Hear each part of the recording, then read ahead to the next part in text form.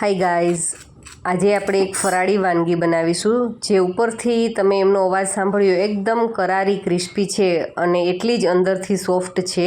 તો એમના માટે મેં 4 નંગ આખા જ બાફેલા બટેટા લીધા છે અને એ બટેટાને એમાંથી આપણે એક બટેટું સાઈડ પર રાખી દઈશું, જેનો આપણે આગળ ઉપયોગ કરીશું.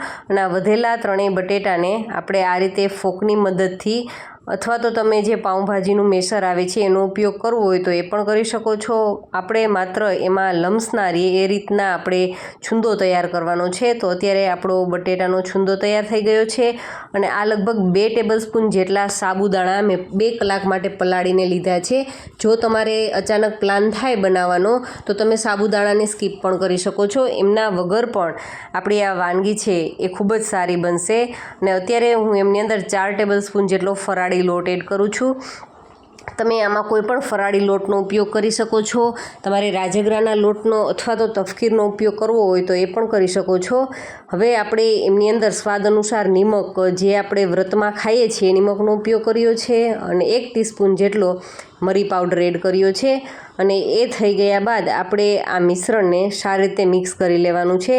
અને એમાં જો બટેટાનો કોઈ પણ મોટો કોણ રહી ગયો હોય તો એ પણ આ રીતે આપણે કરીશું તો ખૂબ જ સારી રીતે એ થઈ જશે. આપણે આમાં લમ્સ નથી ખાસ રહેવા દેવાના, એ ધ્યાનમાં રાખવાનું છે. તો એમને બસ આ રીતે હાથની મદદથી બિલકુલ જ એ સારી રીતે ભળી જાય એ રીતે આપણે બધું જ મિશ્રણ છે એ મિક્સ કરી લેવાનું છે.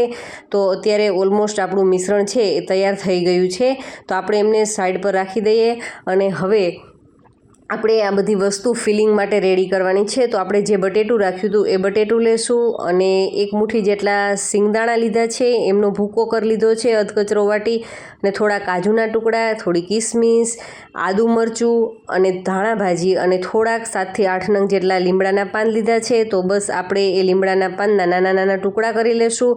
અને એ થઈ ગયા બાદ હવે આપણે આમાં જે બટેટું છે એમને પણ મેશ કરી લેવાનું છે. અને આપણે એ મેશ થઈ ગયા બાદ આપણે આ જે બધી વસ્તુઓ છે દરેક વસ્તુને સારી રીતે મિક્સ કરી લેવાની છે.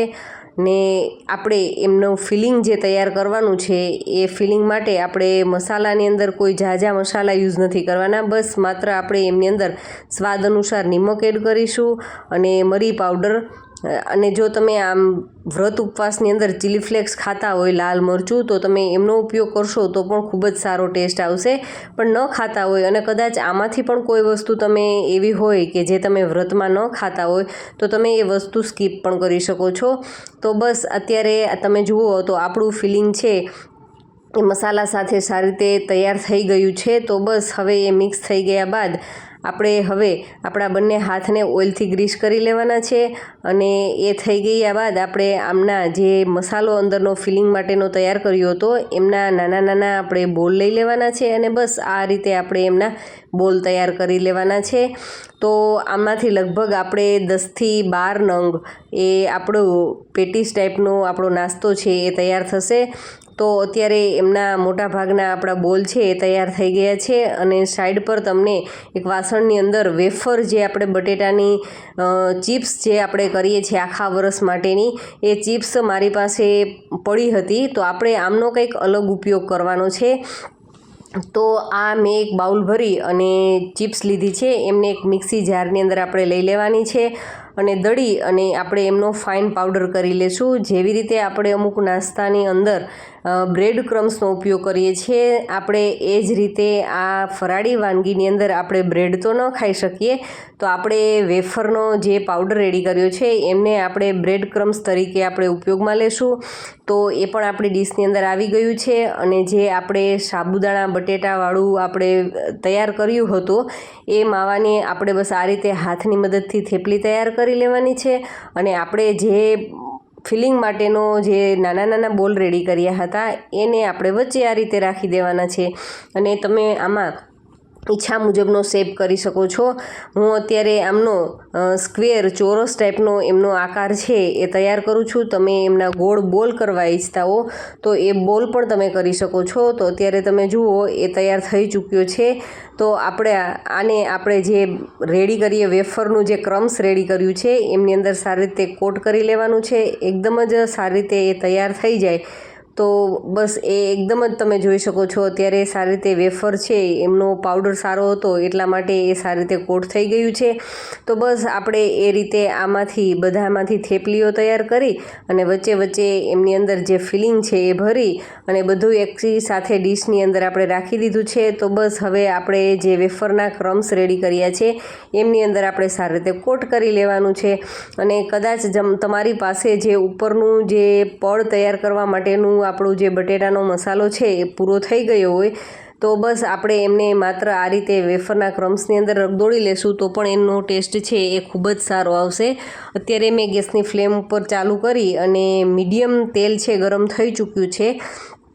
તો આપણે જે ફરાળી નાસ્તો બનાવીને તૈયાર કર્યો હતો એ બધો જ આપણે વારાફરતી તેલની અંદર એડ કરવાનો છે અને 1 થી 1.5 મિનિટ માટે આપણે મીડિયમ ફ્લેમની ઉપર આ જ રીતે રહેવા દેશું અને ત્યારબાદ આપણે એમને હળવે પલટાવી લેશું અને ચેક કરવાનું છે અને આપણે એકદમ સરસ એમનો ગોલ્ડન કલર કરવાનો છે. તો એમને લગભગ મીડિયમ ફ્લેમની ઉપર તમે 3 થી 4 મિનિટ માટે આ રીતે ફ્રાય થવા દેશો એટલે આપણો નાસ્તો ખૂબ જ સરસ તૈયાર થઈ જશે. તો એ કૂક થાય છે. જો મિત્રો તમને મારા વિડીયો ગમતા હોય તો પ્લીઝ વિડીયોને લાઇક કરવાનું ના ચૂકો અને તમારા ફ્રેન્ડ્સ અને ફેમિલી જોડે મારા વિડીયોને શેર પણ કરતા રહેજો અને ચેનલને હજુ સુધી સબસ્ક્રાઈબ ન કરી હોય તો પ્લીઝ ચેનલને પણ જરૂરથી સબસ્ક્રાઈબ કરી લેજો. અને જુઓ અત્યારે આપણો પેટીસ છે બટેટાનો એ ખૂબ જ સરસ દેખાય છે, એકદમ સરસ ગોલ્ડન કલર એમનો આવી ચૂક્યો છે.